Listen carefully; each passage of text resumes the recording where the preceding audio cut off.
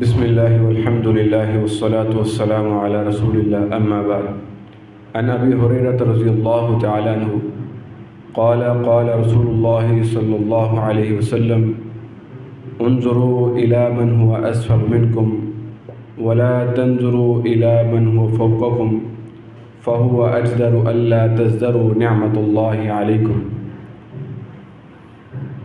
محترم سامعین، صحیح بخاری اور صحیح مسلم کی متفق حدیث ہے۔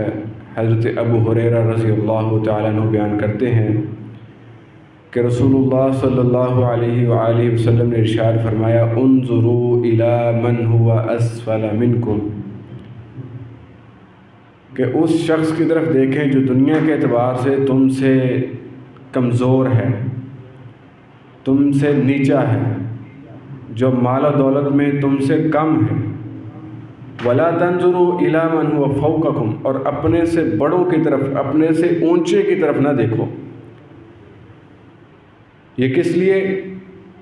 اللہ کے رسول صلی اللہ علیہ وسلم ارشاد فرماتے ہیں فَهُوَ أَجْدَرُ أَلَّا تَزْدَرُوا نِعْمَتَ اللَّهِ عَلَيْكُمْ، یہ تمہارے لیے زیادہ لائق ہے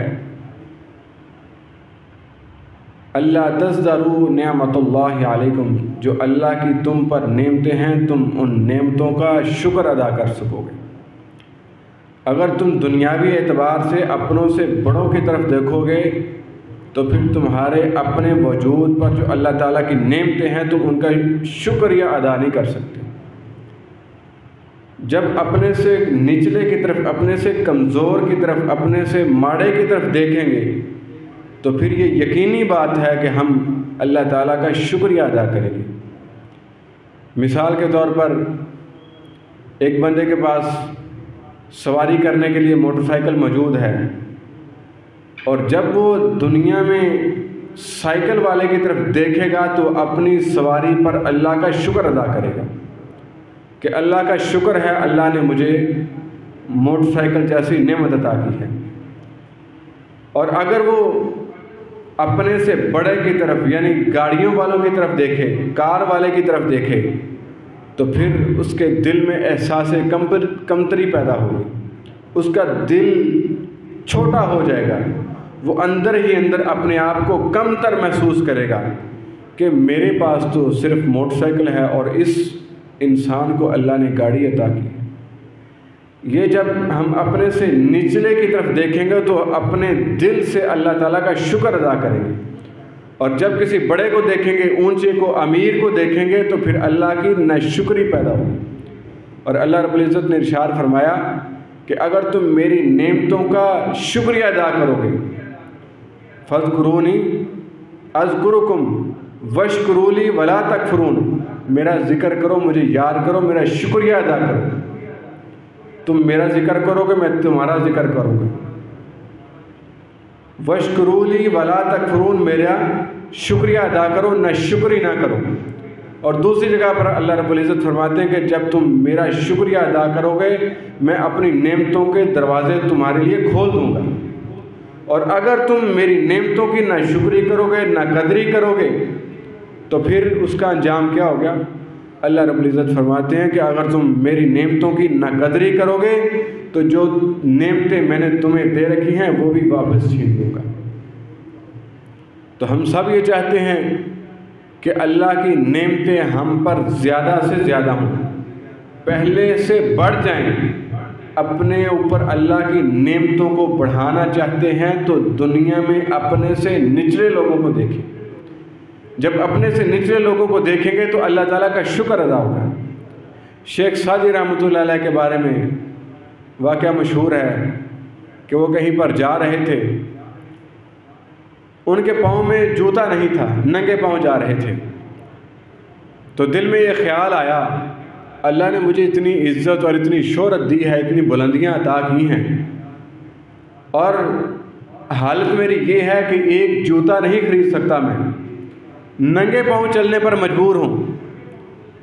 چلتے چلتے رستے میں ایک شخص ایسا بھی نظر آیا جو زمین پر بیٹھا ہوا ہے اور اس کے پاؤں ہی کٹے ہوئے ہیں۔ جب پاؤں اس کے کٹے ہوئے دیکھے تو فوراً اللہ رب العزت سے معافی مانگی، توبہ کی کہ اے اللہ تیرا شکر ہے، کیا ہوا تو نے مجھے پہننے کے لیے جوتا نہیں دیا، پاؤں تو دیے ہیں۔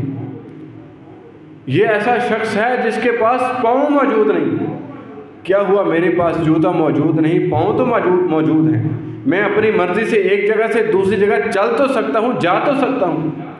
یہ شخص جس کے پاس پاؤں ہی نہیں، معذور ہے، یہ اپنی جگہ سے اٹھ کر دوسری جگہ پر جانے کے لیے کسی نہ کسی کا محتاج ہے۔ تو اللہ تعالیٰ کا شکریہ ادا کرتے ہیں، اور اپنی جو دل میں وقتی طور پر اللہ تعالیٰ کی ناشکری آئی اس پر توبہ کرتے ہیں، معافی مانگتے ہیں۔ تو ہمیں بھی ہر وقت دنیاوی اعتبار سے اپنے سے نچلے کی طرف، اپنے سے چھوٹے کی طرف، اپنے سے کم تر کی طرف دیکھنا چاہیے، اور اگر دین کا معاملہ آ جائے تو پھر فاستبقوا الخیرات، پھر اپنے سے پچھلے کی طرف، اپنے سے نچلے کی طرف نہیں بلکہ اپنے سے بڑے کی طرف۔ حضرت رسول اللہ صلی اللہ علیہ وسلم نے ایک دن تعاون کے لیے اعلان کیا۔ حضرت ابوبکر صدیق رضی اللہ تعالیٰ عنہ ہر دفعہ نیکی میں آگے بڑھ جاتے ہیں۔ حضرت ابوبکر صدیق رضی اللہ تعالیٰ عنہ ہر موقع پر نمبر لے جاتے ہیں۔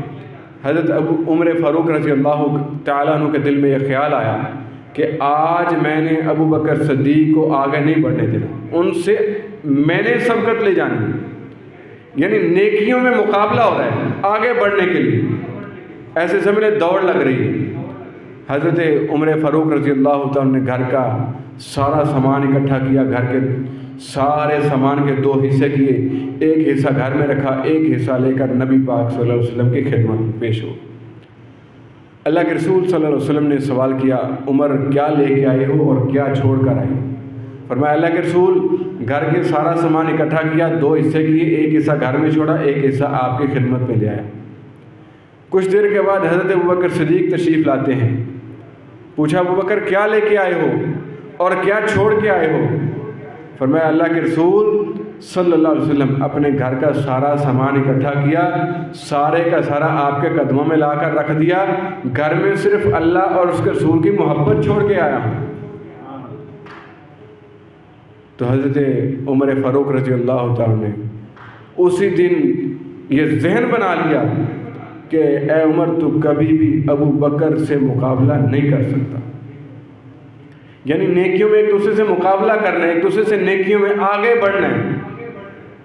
دنیا کا معاملہ ہو تو پیچھے جانا ہے، دین کا معاملہ ہو تو آگے جانا ہے۔